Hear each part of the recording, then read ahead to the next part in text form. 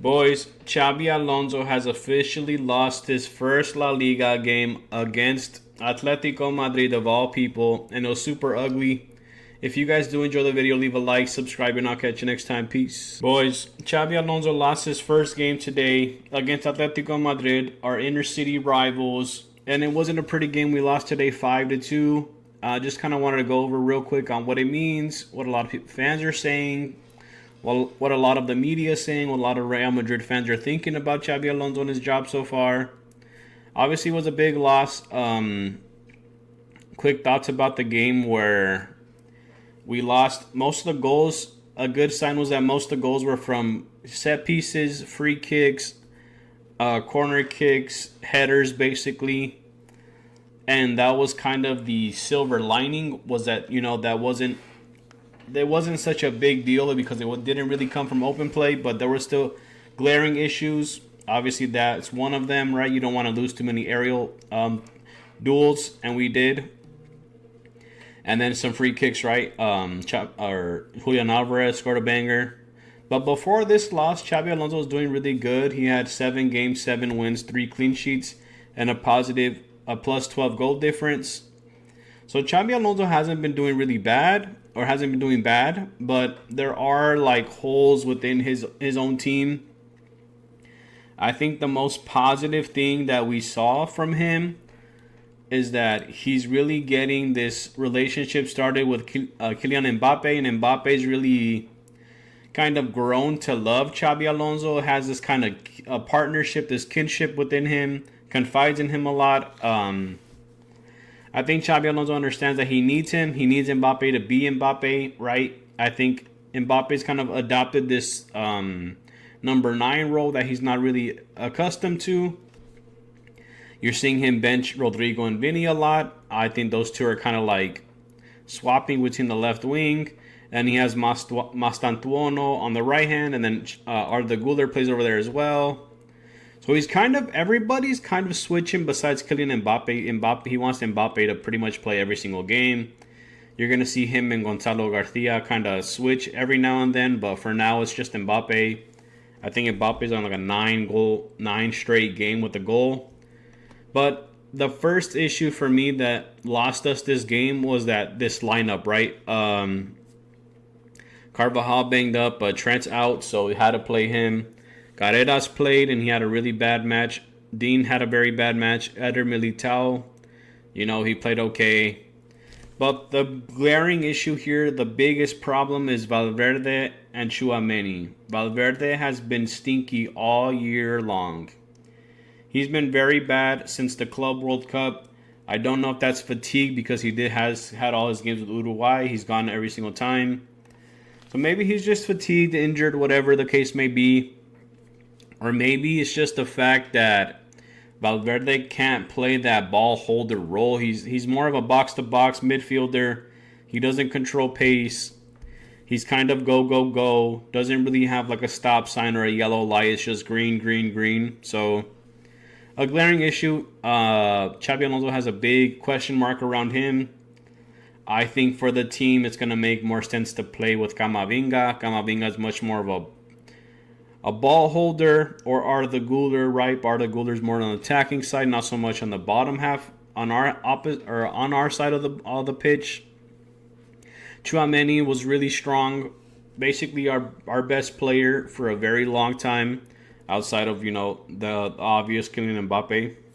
But I think Tchouaméni has done so many great things within the midfield, and right now it's just a midfielder problem.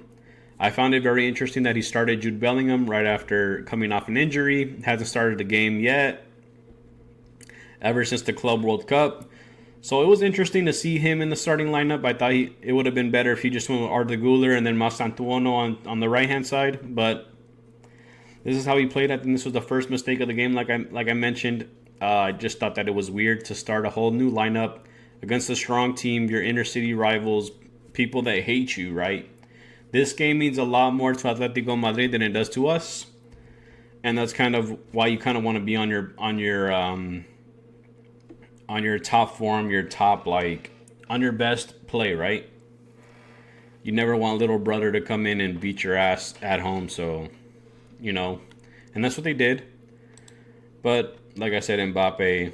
And then two things that have really pissed me off with the way Xabi Alonso coaches his team is the way that they press so high, and as soon as possession of the ball is lost, kind of like in between that weird kind of middle of the park, middle of the pitch, and like we're somewhere between defending and attacking. It's kind of like this middle section between we're not defending, we're not attacking, and we lose the ball within that space. And it's pretty much an easy goal for any team that holds the ball or gets the ball back or retains possession from us. I'll show you two examples real quick. This was against Marseille in the Champions League. So this is Art of the Guler. You see what I'm talking about? We're not really defending. We're not really attacking. The attackers are over here. We're kind of in this weird middle of the park. Not sure what we're doing. Marseille's pressed up really high. This guy's putting pressure on Art of the Guler. Art of the Guler makes a really bad back pass. I think this is Mason Greenwood. And you can tell Valverde right here, he has to put his head down, start running. Militao's back here, and I think Hausen's up here somewhere. I think this is Hausen right here. So Valverde, Militao, and Carvajal. Obviously Carvajal's old, so this is going to be a side for the opposition to attack. And that's exactly what he does. He comes outside, he looks inside, and there goes that guy. Like I said, Carvajal's man. He knows who to attack. He knows where the soft spots are. And Militao's out of position. Valverde's nowhere to be found. And then Carvajal's kind of covering this cutback. And it's an easy play, easy goal, easy finish. Militao tries to get there, but he doesn't.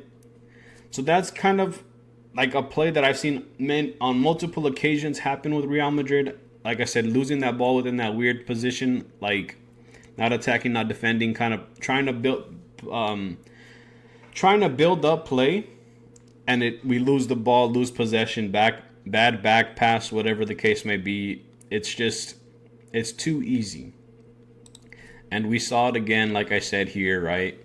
Everybody's pressed up. Then we have these two midfielders, and then this is Valverde. And our defenders are super high because we have to press, right? It's the 89th minute. Got to get a goal.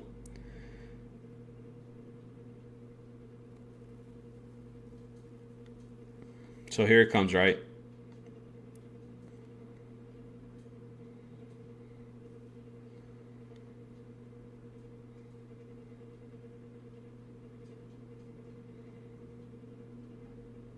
This ain't even it, bro. All right, here. So ball comes back to Valverde. Everybody's pressed high. Camavinga's a little up here. I think this is Mbappe. And then here's Valverde. He tries to make a back pass. Militao's out of position. I think this is Raul Asensio, bottom of the screen. And here, this dude picks up the ball. Griezmann makes a run. Asensio's covering this backside. Lets the ball go through. Griezmann easy slot in.